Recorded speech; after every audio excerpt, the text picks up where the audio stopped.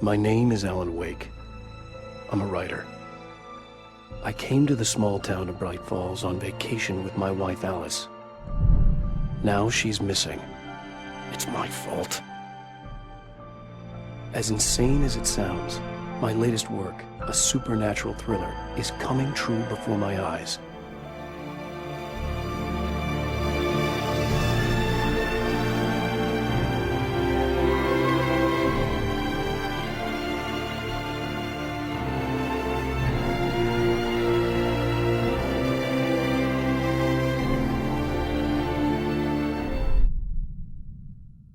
So I'm Kat.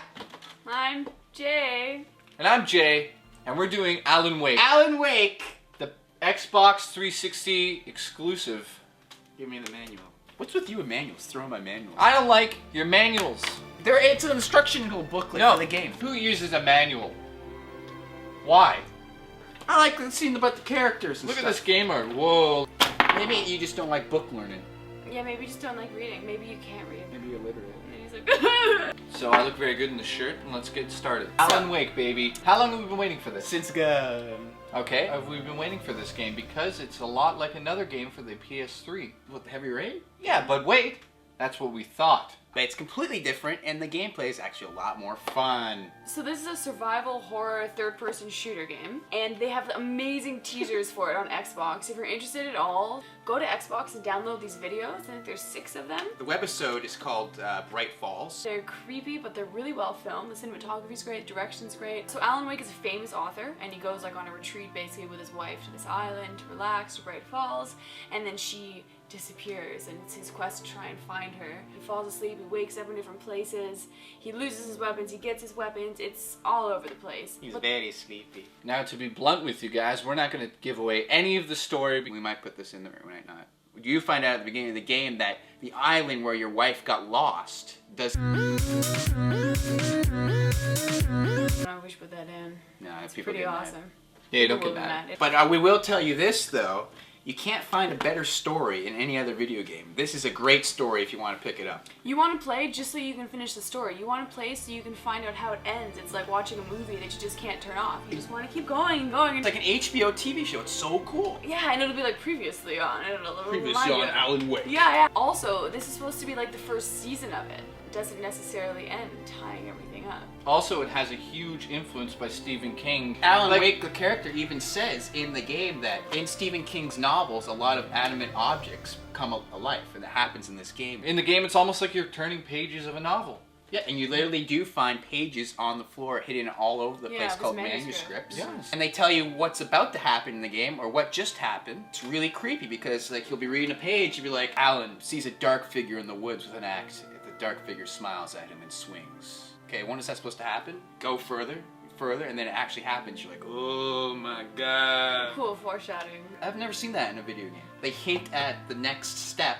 before it actually happens. Yeah, and he reads it to you, and a dramatic reading instead of the manuscript each time. You actually do want to pick up the pages because it's hinting at what's going to happen next, and it actually is interesting. You also find out like little side stories about characters also in the game you don't see happen. A character you just bumped into, and you hear his experience through the manuscript. And that's very, very smart because it really gives you a huge, wide feeling like the story really wraps around all of Bright Falls. And you also hear like voiceover of like his inner dialogue or inner thoughts while you're playing. Yeah, that's really cool. The scare factor in this game is right up there with when you first played Resident Evil 1. I wouldn't say it's beyond belief like you're gonna shit your drawers. There are definitely moments where if you have surround sound, you're not gonna be playing this alone. To be honest, when I was playing, I did feel a turtle come out. The sound design makes it so creepy too. The music is really good for making you scared. Suddenly someone will be attacking you and you won't have seen them coming, even though you hear the music like rising. It sounds like a violin and like a woman screaming and something. It's the sound mixed together. It's like, "Meh," and you're like, Yeah, the demons' voices when they're coming at you. You're like, what are they trying to tell me? All of this atmosphere around you is alive. Every once in a while, these huge evergreens, like way in the distance, just get knocked around and fall over, and you're so far away, but you feel the vibrations of that in the controller with the rumble, but also with the sound design. No matter where you are in this map, it's going to be freaky. I've never seen a better wind mechanic in a game before. Everything's like alive, like you're seeing the trees. It's like this black, the darkness they call it, is wrapping around things, and you're like, oh my god, something bad's about to happen. And now you're on edge, you're thinking, oh god, it's gonna come and get me. Just when you think it's over, a bus will land right in front of you. And light plays a huge role in this because it's your only defense against the darkness or the taken. Your weapons are all light-based, so your primary weapon is a flashlight. You get a heavy-duty flashlight, you get like an extra heavy-duty flashlight.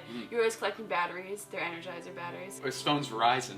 Yeah, his phone's Verizon. Video games are becoming more like movies. They literally are merging the two, like with the prequel Bright Falls and Alan Wake. You got webisodes and video game, and they're just intertwined together. It's starting to go. It's starting to get together, man, and I'm very excited about it. Very excited about this. I am very excited about This that's happening after. I like to think so. So other light-based weapons, there are flash grenades, you have flares, you have a flare gun, you can turn on these like painter lights, but those ones are on a timer usually. I didn't know this at first, because I was just like shining the light and then shooting them at the same time. Here's a tip for you guys. Shine the light, you wait for the circle to go down, it goes shh, and then you shoot them. And then they turn into like these little dotties of light. Yeah, it's like when vampires burn. So one of the cool weapons is the flare. You actually hold the button, and he holds the flare in front of him, and the darkness all, you know, they get scared of it. Nothing beats the flash grenade, because you just drop that baby, boom, and they're all dead. Yeah, and you see them go in the air and go, Yeah. and it's just like Buffy. The driving missions, I guess you can call it, you can use your headlights as the weapon. So you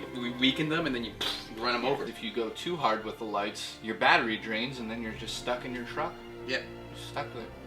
What are you gonna do? What are you gonna do, Michael? You're gonna walk, like I did today to get here. Now, another big part of this game is puzzles. One of the first puzzles you come across, you have to find the power source to most of these lights. So you always have to go and start a generator, turns the lights on. There's an element of puzzles in this game, but I wouldn't say it's a huge part of the game. Yeah, they're not brain bending. You can shine your flashlight, sometimes this like special light paint will show up and you'll know, oh, I should go this way or I should go that way. Like there's TVs you can turn on and the show will play, or it'll be videos of like you, like Alan Wake, doing things. And it's actually real footage. Yeah, and also there's like a radio that you can turn on and it'll give you like a little bit more insight into the game. Sometimes it's just nice to hear a voice when you've been playing this scary game for like hours. And it's not just a shoot 'em up game. You can't just go in the woods, get your light, weapons, put your flash grenade up.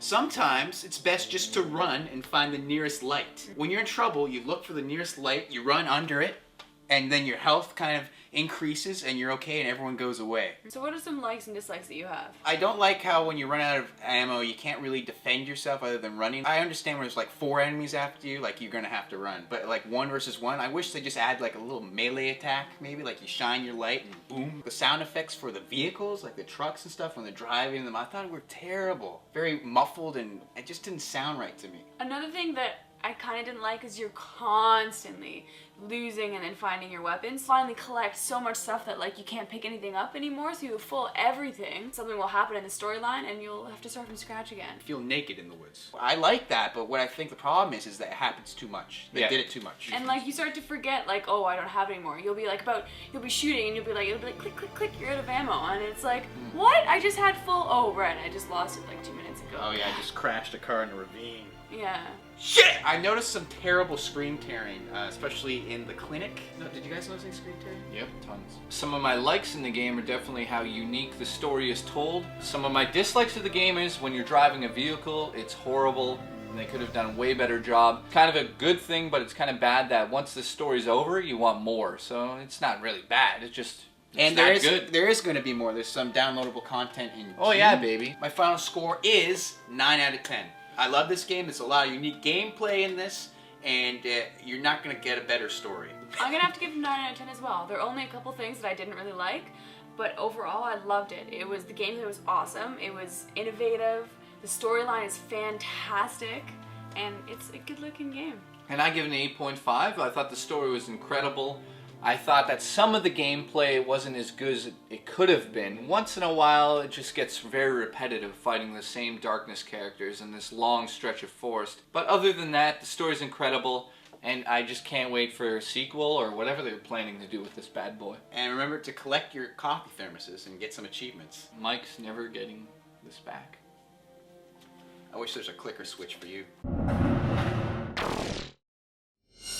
Nope. You have the devil's eyes. Here. The devil's eyes. Here. Hey, hey, hey, hey, hey, hey, hey! Nope.